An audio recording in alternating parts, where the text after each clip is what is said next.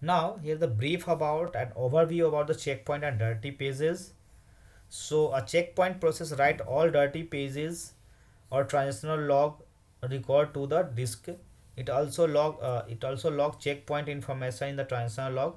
It perform the following task shown in the image, like uh, cleaning that buffer pages, flushing the log to the log file and to the disk. Okay, cleaning the dirty pages, flushing to the disk. Okay,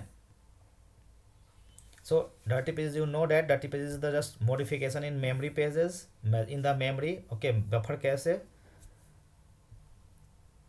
Now it writes a log record from the buffer cache to the disk.